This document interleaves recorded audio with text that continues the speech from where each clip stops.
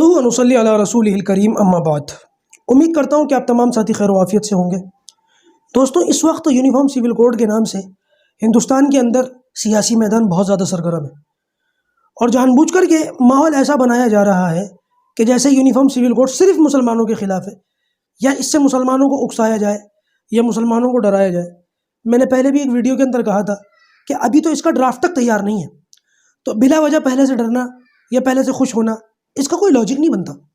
البتہ ہمارے ملک کی میڈیا نے اس ملک کا ماحول ایسا بنا دیا ہے کہ کسی کو بھی اگر کامیاب ہونا ہے یا ہٹ ہونا ہے، بس صرف مسلمانوں کے خلاف بھونکو اور کامیاب ہو جاؤ۔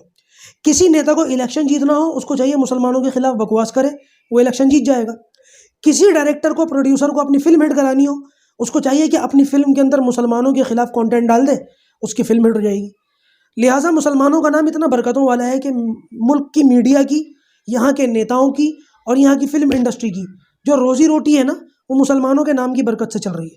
الحمدللہ ہمارا نام اتنا بابرکت ہے، ہماری قوم اتنی بابرکت ہے کہ لوگوں کی روزی روٹیاں نہ ہوتی، لوگ شاید بھوکے مر جاتے اگر ملک کے اندر مسلمان نہ ہوتا تو۔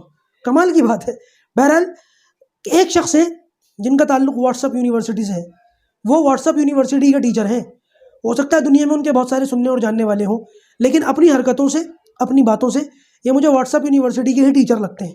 انہوں نے بھی یہ سوچا کہ اس بہتی گنگا کے اندر لاؤ میں بھی ہاتھ دھو لوں، جب مسلمانوں کے خلاف زہر اگل کے ہر کوئی ہٹ ہو رہا ہے تو میں بھی یہ کام کر لوں۔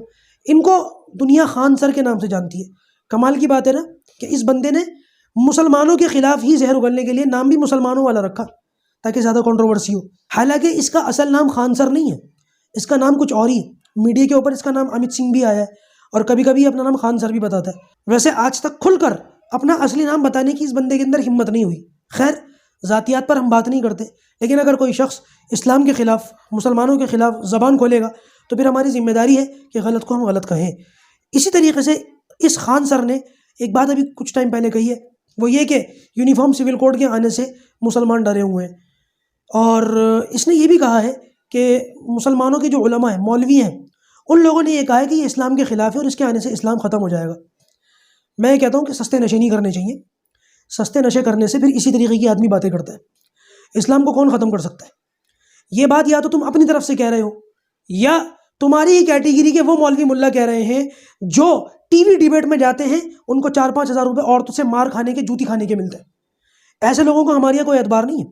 اگر ان میں سے کسی نے کہا ہے تو بھائی ان کی بات اور تمہاری بات ہمارے لیے گدھے کی لات ہے، ہم ان کا کسی بات کا کوئی اعتبار نہیں کرتے۔ ہمارے جو اوتھینٹک علماء کرام ہیں، ہمارے جو اکابر علماء ہیں، ان میں سے اگر کوئی یہ بات کہتے تو میں مان جاؤں گا، کیونکہ ہمارا یہ مزاج نہیں ہے، نہ ہمارے اکابر علماء اس قسم کی کوئی بات کہتے ہیں۔ یہ بات آپ اپنی طرف سے لائے ہیں، یا آپ ہی کے جیسے 3-4 ہزار روپے میں جوتی کھانے والے مولوی نے یہ باتیں جو ہے کہہ دی ہوں گی، آپ نے اس کو نقل کر دیا۔ یاد رکھیے گا، ہمارے یہاں اس قسم کی بات کا کوئی اعتبار نہیں۔ اور الحمدللہ اسلام کو ختم کرنے والے خود ختم ہو گئے۔ فرعون کی لاش آج مصر کے عجائب گھر کے اندر رکھی ہوئی ہے، آج تک لوگ اس کو دیکھ رہے ہیں۔ وہ بھی اسلام کو مٹانے کے لیے نکلا تھا، خود مٹ گیا بیچارہ، اسلام کو نہ مٹا سکا۔ اس کے بعد یہ کہتے ہیں کہ بھائی وہ مسلمانوں کا اپنا ایک قانون ہے، ہاتھ کاٹنے کی یہ مثال دیتے ہیں۔ پتہ نہیں ان کو ٹیچر کس نے بنا دیا۔ جیسے کہ میں کہہ رہا ہوں نا کہ اپنی حرکتوں سے، اپنی باتوں سے واٹس ایپ یونیورسٹی کے ٹیچر لگ رہے ہیں۔ بھائی آپ کو اتنا بھی نہیں پتا کہ سول لا الگ ہوتا ہے اور کرمنل لا الگ ہوتا ہے۔ کرمنل لا وہ ہوتا ہے جس میں سوسائٹی کے خلاف کچھ باتیں ہوتی ہیں، مثال کے طور پر قتل، ریپ، چوری اور اس قسم کے جو بڑے بڑے کارنامے اور بڑے بڑے معاملات ہوتے ہیں، اس کو کرمنل لا کہتے ہیں۔ اس کے اندر پھر ہاتھ کاٹنے جیسی سزا اسلامک ممالک کے اندر دی جاتی ہے۔ اور سول لا وہ ہوتا ہے جس کے اندر پراپرٹی کے، منی کے، ہاؤسنگ کے، کسٹڈی آف اے چائلڈ کے، نکاح کے، طلاق کے، اس قسم کے جو مسائل ہوتے ہیں، ان مسائل کو طے کیا جاتا ہے معاشرتی لیول کے اوپر۔ اب یونیفارم سول کوڈ کا تعلق سول لا کے ساتھ ہے، اور یہ بندہ مثال دے رہا ہے کرمنل لا کی اور اس کے اوپر دی جانے والی سزاؤں کی۔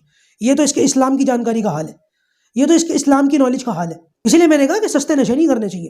سستے نشے کرو گے تو پھر اس قسم کی باتیں کرو گے۔ دوسری بات میری یہ سمجھ میں نہیں آتی کہ خان سر جیسے لوگوں کو ایسا کیوں لگتا ہے کہ جب کبھی بھی اسلامی قانون آئے گا یا خلافت آئے گی تو سب سے پہلے انہی جیسے لوگوں کا ہاتھ کٹے گا۔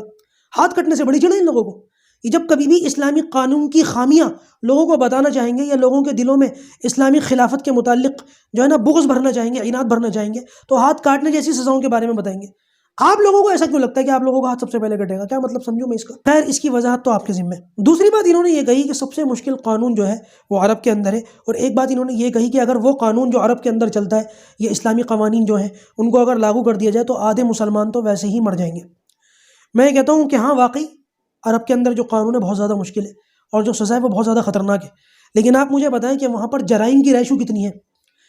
اگر آپ دنیا کے ان ملکوں سے کمپیئر کریں گے نا، ہمارا ہندوستان آ گیا، امریکہ آ گیا اور اس طریقے کے جو ممالک ہیں، یہاں پر قتل کی ریشو کتنی ہے، اور چوری کی ریشو کتنی ہے، زنا کی ریشو کتنی ہے، اور دوسرے جرائم کتنے خطرناک ہیں. اور اگر وہیں عرب کے اندر کوئی ایک آدھ قتل ہو، ایک آدھ ریپ ہو، پچھلے مہینوں اور کئی سالوں کے اندر کوئی ایک آدھ واردات ہوتی ہے، تو اس کی وجہ صرف یہی ہے کہ وہاں پر قانون کی سختی ہے، اور اس قانون کی سختی کی وجہ سے جرائم جو ہیں وہ اتنے زیادہ کنٹرول کے اندر ہے. آپ کی دوسری بات کا جواب کہ مسلمان آدھے سے زیادہ ختم ہو جائیں گے، بڑی فکر ہے مسلمانوں کی.